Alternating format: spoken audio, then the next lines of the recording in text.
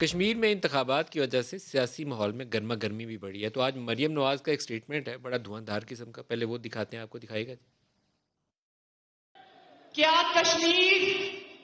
کشمیر چور کو، آٹا چور کو، بجلی چور کو، دوائی چور کو، چینی چور کو، روٹی چور کو، معیشت چور کو کشمیر میں داخل ہونے کی اجازت دے گا؟ کیا تم آزاد کشمیر والوں کو یہ بتانے آ رہے ہو کہ میری نالائکی اور نااہلی کے بعد سکون اب صرف قبر میں ہے، تو تم لوگ بھی قبر میں سکون کے لیے تیار ہو جاؤ؟ بلاول بھی بولے، مودی کا یاد دکھائے گا جی؟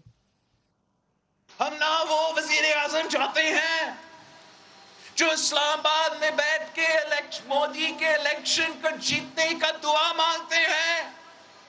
ہم وہ وزیر اعظم نہیں چاہتے ہیں جو کہے کہ اللہ کرے کہ مودی جیت جائے تاکہ کشمیر کا مسئلہ حل ہو. یہ وزیر اعظم مودی کی پولنگ ایجنٹ تھا.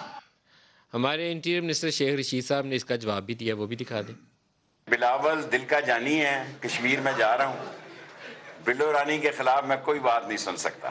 جی اگر سلیم صاحب آپ جواب دینا چاہیں کیونکہ انہوں نے بلاول پہ کمنٹ کیا تو سر یہ دیکھیں، یہ اس ٹائپ کے کمنٹس میں اس کے بارے میں کیا کہہ سکتا ہوں. مطلب جب آپ کے پاس کوئی جواب نہیں ہوتا تو آپ اس قسم کی باتیں کرنا شروع کر دیتے ہیں. تگڑی سٹیٹمنٹ ہے مریم کی. نہیں دیکھیے، کئی دنوں سے ہم سوچ رہے تھے اس کے اوپر کوئی دو رائے نہیں ہے. پاکستان کی 72 سال کی تاریخ میں یہاں پہ مارشل اللہ کی حکومتیں تھیں، یہاں پہ نون تھی، پیپلز پارٹی تھی، کیئر ٹیکرز کی بھی تھیں. بھارت کو کبھی جرت نہیں ہوئی تھی کہ کشمیر کے متنازع حیثیت کو بدلے. میرا یہ سوال ہے کہ 2019 میں بھارت کے تھریٹ پرسیپشن میں پاکستان کیوں اتنا کمزور ہو گیا کہ بھارت نے یک طرفہ طور پہ کشمیر کی متنازع حیثیت کو بدلا؟ اگر ہم دفاعی لحاظ سے کمزور نہیں ہوئے تھے تو کیا پھر حکومت نے کسی انڈرسٹینڈنگ کے ذریعے ان کو اجازت دی کہ وہ یہ کام کریں؟ یہ اتنا بڑا وار ہوا ہے کشمیر کے اوپر جو 72 سال میں بھارت کبھی خواب میں بھی نہیں سوچ سکتا تھا. اس کی ذمہ داری تاریخ اس حکومت پر اور عمران نیازی پہ ڈالے گی.